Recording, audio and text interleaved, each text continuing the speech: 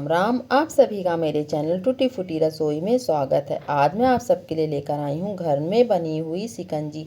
जैसे जैसे गर्मियाँ बढ़ती जा रही है तो हमारे शरीर को अगर सबसे ज़्यादा किसी चीज़ की ज़रूरत है वो है जो हमारे शरीर को ठंडा रखे और एकदम लू से भी बचाए। इसलिए मैं लेके आई हूँ घर में बनी हुई शिकंजी। ये बहुत ही रिफ्रेशिंग है और बहुत ही कूल है। सबसे पहले हमें क्या करना है, 250 ग्राम के आसपास ही मैंने नींबू लिया। अगर आपको ज़्यादा लेना तो आप उसमें नींबू ले सकते हैं।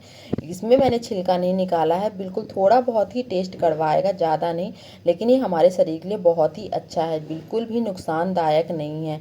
इसलिए हमें क्या करना है, मैंने छिलके सहित ही रख लिया है, छिलका नहीं निकाला है। ये हमारे शरीर को बहुत ही कूल और बहुत ही रिफ्रेशिंग रहेगा। मैं तो यही कहना चाहूँगी, हमें इस शिकंजी को अपने घर में बना कर रखना चाहिए। हमारे बच्चे जब स्कूल से आते हैं तो लू लगने का बहुत ही डर आता है, या तो हमारे हस्बैंड ऑफिस से आते हैं तो बहुत ही डर लगता है। इसलिए हमें ये शिकंजी घर में बना कर रख लेना। सारे नींबू को हम कट करके रख लेंगे। फिर उनके हमें बीज जो है वह सारे ही बीजों को हम निकाल कर साइड कर लेंगे। इसी प्रकार पतले पतले नींबू जब काट कर रख लेंगे फिर हम क्या करेंगे, इसमें लेंगे थोड़े से पुदीना। पुदीना को क्या करेंगे, इसके सिर्फ पुदीना के जो पत्ते हैं, जो सॉफ्ट सॉफ्ट पत्ते हैं, उन सबको हम साइड कर लेंगे। पत्ते पुदीना का तो आपको पता ही है, खुशबू भी बहुत अच्छी है और इसके तो इतने गुण हैं कि इसके एक गुणों के तो भरपूर है ये। जितनी इसकी तारीफ करो उतना ही कम है। फिर हम इस पुदीने के पत्तों को धो लेना है। उसके बाद हमें इसी नींबू के साथ ही मिक्स कर देना है। फिर हम इसे क्या करेंगे, इस समय पे तो आपको पता है बहुत ही कड़कड़ाती सी धूप आ रही है, इसलिए ये बहुत ही 3 से 4 दिन के आसपास ये सूख जाएगा। इसलिए हमें नींबू को पुदीने को दोनों के साथ सुखा लेना। मैंने 3 से 4 दिन के आसपास सुखाया था।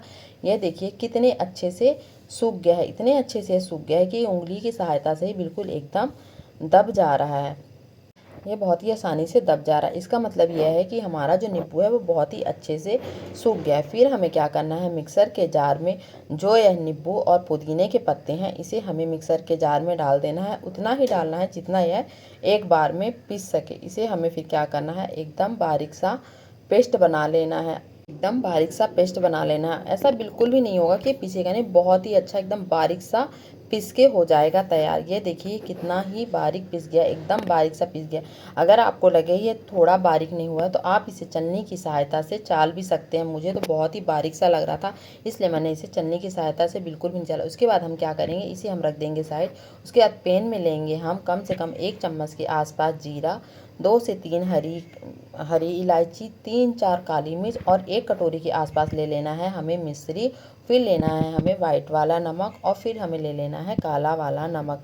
इन सबको हमें मिक्स करने के बाद इसमें मैंने थोड़ी सी डाल दी है सौंठ। मेरे पास पिसी हुई नहीं थी, इसलिए थोड़ी सी सौंठ डाल दी है। इन सबको हमें कम से कम 3 से 4 मिनट तक के लिए हमें इसे थोड़ा सा ही बस रोस्ट कर लेना है। इससे क्या होगा, इसके अंदर की जो नमी है वह नमी हो जाएगी ख़त्म। जब यह लगे कि रोस्ट हो जाए, इसमें धीमी धीमी सी खुशबू आने लगेगी। फिर हमें गैस का फ्लेम कर देना है बंद।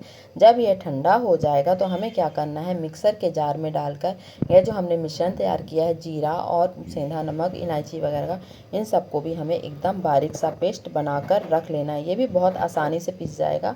अगर आपको लगे कि यह भी बारीक नहीं पिसा है तो भी आप इसे भी छलनी की सहायता से चाल सकते हैं। मैंने इसे नहीं चाला क्योंकि बहुत ही बारीक सा पिसकर हो गया था तैयार।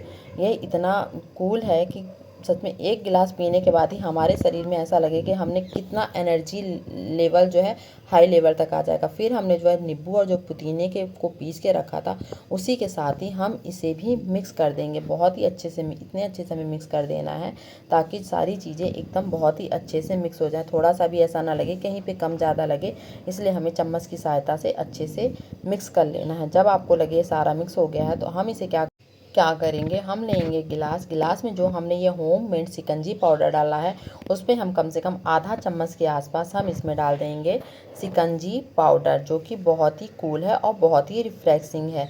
इसलिए हमें इस शिकंजी पाउडर को दोनों गिलास में समान आधा आधा चम्मच के आसपास हमें इसमें डाल देना है।